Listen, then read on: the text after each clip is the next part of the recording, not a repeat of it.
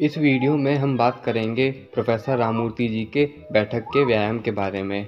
दंड में मैंने आपको 3 स्टेप में बताया था कि किस प्रकार से दंड व्यायाम को किया जाता है। इसी प्रकार से बैठक के भी मैं आपको 3 स्टेप बताऊंगा। आज मैं आपको पहले स्टेप के बारे में बताऊंगा कि पहले स्टेप में हमको क्या करना होता है।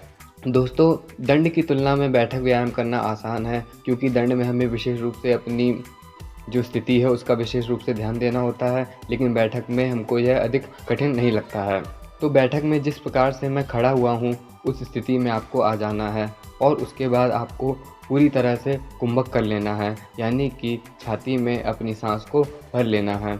उसके बाद छाती में सांस को भर लेने के बाद आपको दोनों हाथों से बल लगाते हुए धीरे धीरे नीचे की तरफ बैठते हुए जाना है, जिस प्रकार से मैं इस वीडियो में जा रहा हूँ।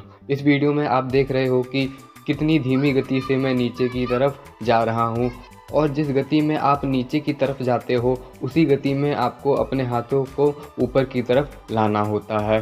धीरे धीरे जाने के बाद इसमें आपको समय लगाना होता है, यानी कि शुरुआत में आप 30 सेकंड लगाइए, 40 सेकंड लगाइए या 1 मिनट लगाइए, यह आप पर निर्भर करता है।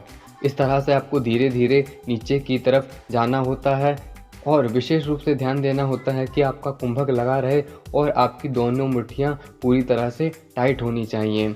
दयाशंकर पाठक तो कहते हैं कि बैठक व्यायाम करते समय मुट्ठी इतनी टाइट होनी चाहिए कि आपके दोनों हाथ जो हैं वह थरथराने लग जाएं, यानी कि आपको इतना अधिक बल लगाना है कि आपके दोनों हाथों की मुट्ठियाँ थरथराने लग जाएं।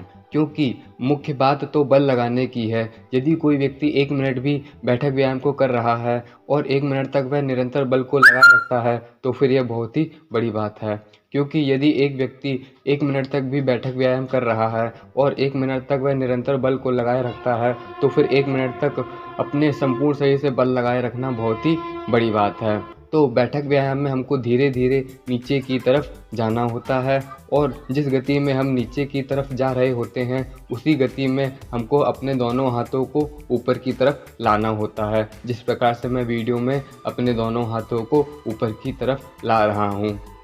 ऐसी स्थिति में आपको यह विशेष रूप से ध्यान देना होता है कि आपको धीरे धीरे जाना होता है और आपके पैरों के पंजे पूरी तरह से टाइट होने चाहिए, और तो और आपकी दोनों भुजाएं पूरी तरह से टाइट होनी चाहिए। जब आप पूरी तरह से बल लगाकर धीरे धीरे नीचे की तरफ जाते हो तो फिर आपका जो हाथ है वह पूरी तरह से थरथराने लग जाता है। आपके जो फोरआर्म्स हो, बाइसेप्स हो, ट्राइसेप्स हो, शोल्डर हो, इन सब पर विशेष रूप से प्रभाव पड़ता है।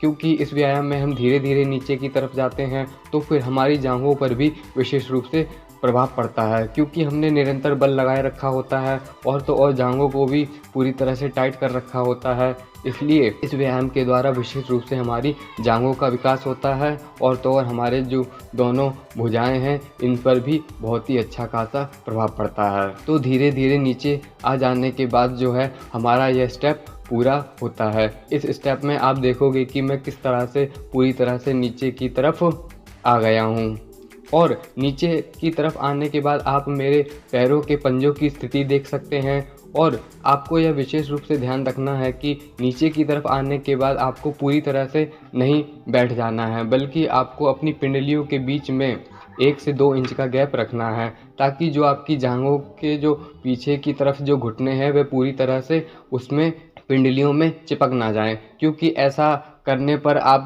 पाओगे कि आपका शरीर एकदम से ढीला हो जाएगा। इसीलिए आपको विशेष रूप से ध्यान देना है कि आपके जो घुटने हैं वह पूरी तरह से मुड़े हुए होने चाहिए, बस वह आपस में पूरी तरह से ना मुड़ें, यानी कि उनमें 1 से 2 इंच का गैप होना चाहिए। और तो और आपके जो पैर के पंजे हैं वह इस स्थिति में आने चाहिए जिस तरह से मैं इस बैठक की वीडियो में देख सकते हो कि मेरे पैरों की स्थिति किस प्रकार से आई हुई है।